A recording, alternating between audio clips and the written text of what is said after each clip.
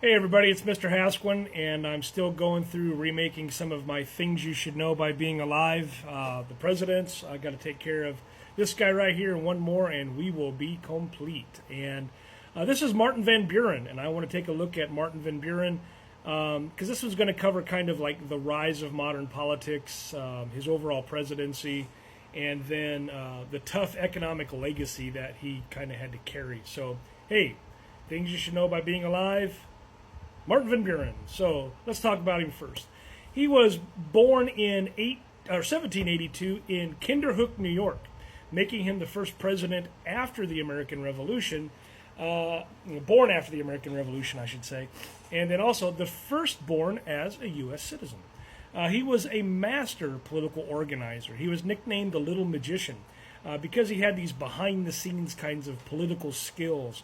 You know, Van Buren was able to build a powerful set of alliances, and he helped shape the emerging Democratic Party. He was quite small in stature. He was delicate or quiet in tone, but he was a giant in building modern American politics. So, how does he become an architect of party politics, right? So Van Buren believed political parties were not a threat, but they were a necessary tool for democracy. And so he helped form the Democratic Party from the remains of Jefferson's Democratic Republicans. And he was able to do this by backing Andrew Jackson in 1828. So Van Buren was able to create a strong political machine in New York. This was known as the Albany Regency. He championed states' rights, and he wanted to see limited federal government. He also served as a senator, a governor, a secretary of state, and vice president. And by the time Jackson's second term had ended, Van Buren was clearly the Democratic heir to Andrew Jackson. So, his presidency. He was a one-term president from 1837 to 1841, and Van Buren took office during one of the worst economic collapses in American history, the Panic of 1837. Banks failed, businesses shut down, unemployment just spikes, and people blamed Jackson's policies, but Van Buren took the hit. And what was old Kinderhook's response here? He opposed government bailouts. He cut federal spending. And he supported the creation of an independent treasury with the idea of, hey, we're going to manage federal money without private banks. His commitment to limited government made recovery slow. And boy, let me tell you, his popularity just plummets. So, you may have heard me say earlier, this is one of those fun fact kind of things. Van Buren was nicknamed Old Kinderhook, and supporters abbreviated that to OK. Now, some folks will say that's one possible origin of the word OK in American slang.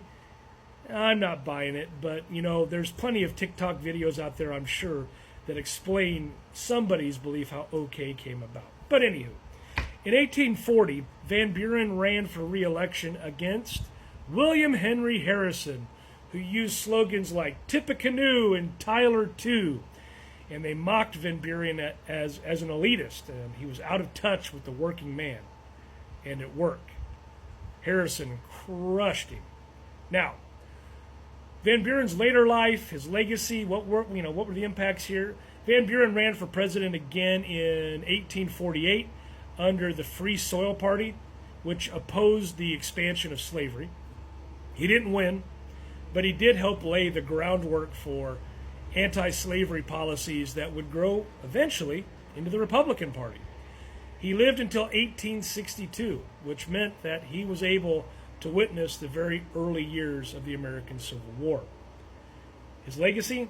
Well, he was an architect of the two-party system as we know it, a strong party organizer, and he was a president who stuck to principles, but he struggled during the crisis. Van Buren was better at winning power than wielding it, but his impact on political structure, it's still out there today. It's still lasting. So, Martin Van Buren didn't win the spotlight, but he helped build the stage. Without him, modern political parties might not look the same. So, hey, like, comment, share, follow, all those normal things for more things that you should know by being alive, because understanding Martin Van Buren helps you understand how politics effectively became professional. Thanks for watching.